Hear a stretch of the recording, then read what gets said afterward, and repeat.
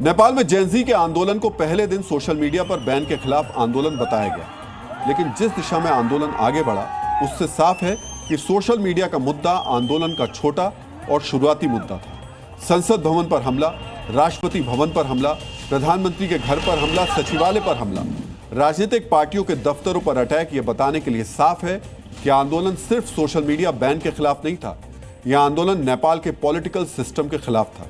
Gen Z का आक्रोश नेपाल के पावर कॉरिडोर में जो भ्रष्टाचार है उसके खिलाफ था। इसी भ्रष्टाचार के खिलाफ नाराजगी काठमांडू की सड़कों पर दिखी। मित्रों, 8 सितंबर यानी एक दिन पहले नेपाल में सड़कों पर जेनजी के गुस्से और ताकत की झलक दिखी, लेकिन सोशल मीडिया में बहुत पहले से जेनजी अपने गुस्से का इजहार कर रही थी।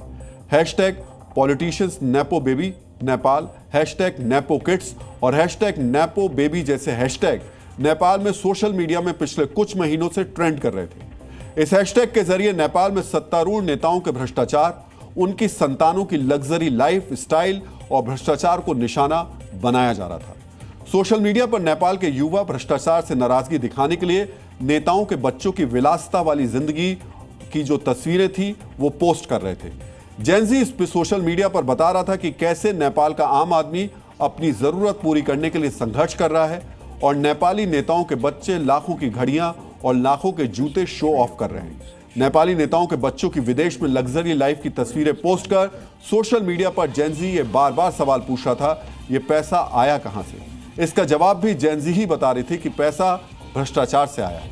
मित्रों, जेनजी वाली क्रांति की इनसाइड स्टोरी यही है।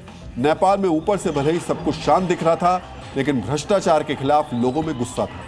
इसकी वजह थी 2025 में ही भ्रष्टाचार के कुछ बड़े मामलों का खुलासा। जुलाई 2025 में मंत्री राजकुमार गुप्ता का नौकरी के लिए 78 लाख नेपाली रुपए की रिश्वत मांगते हुए एक ऑडियो लीक हुआ था। दबाव में उन्हें इस्तीफा देना पड़ा। पूर्व पीएम मधव कुमार नेपाल समेत 92 लोगों पर 15 साल पुराने लैंड ट्रांसफर घोटाले में मुकदमा दर्ज हुआ। 19 करोड़ नेपाली रुपए के इस घोटाले में कुछ पूर्व मंत्रियों के नाम भी शामिल थे। जून 2025 में 18 अधिकारियों पर Nepal telecom building system contract में हेराफेरी का केस दर्ज हुआ। इसमें 34 करोड़ नेपाली रुपए का घोटाले का आरोप था।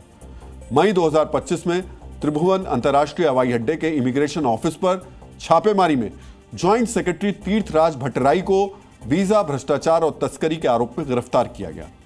चीन के कर्ज से बने पोखरा इंटरनेशनल एयरपोर्ट निर्माण में 14 अरब नेपाली रुपए के घोटाले का आरोप लगा।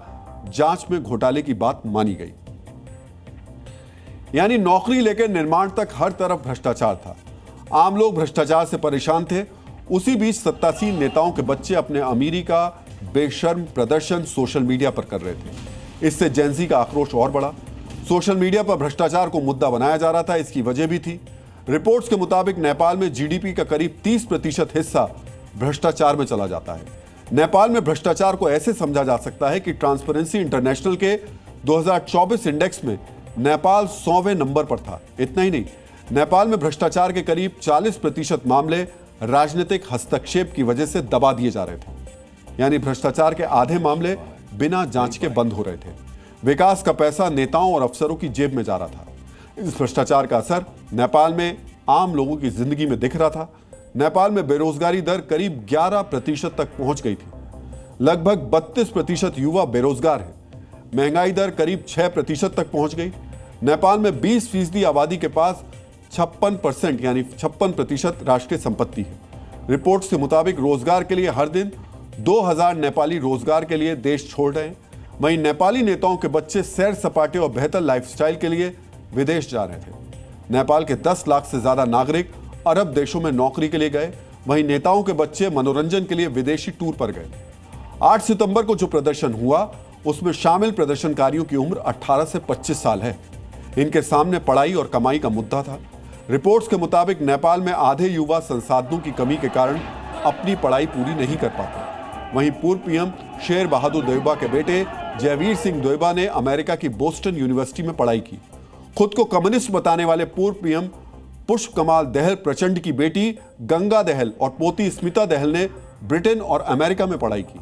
पूर्व पीएम केपी शर्मा ओली के परिवार के सदस्य ऑस्ट्रेलिया और कनाडा में पढ़ रहे थे। पूर्व राष्ट्रपति विद्या देवी भंडारी के बच्चे अमेरिका में पढ़ रहे थे।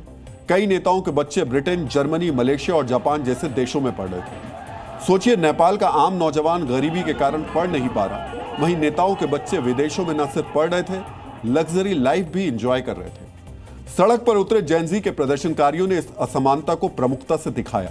उन्होंने सोशल मीडिया पर बताया कि कैसे नेपाल का आम नौजवान अपने हक के लिए सड़क पर लाठी खा रहा है और सत्ता के शीर्ष पर आसीन नेताओं की संतान विदेश में विलासिता वाली जिंदगी जी रही है। Zee News.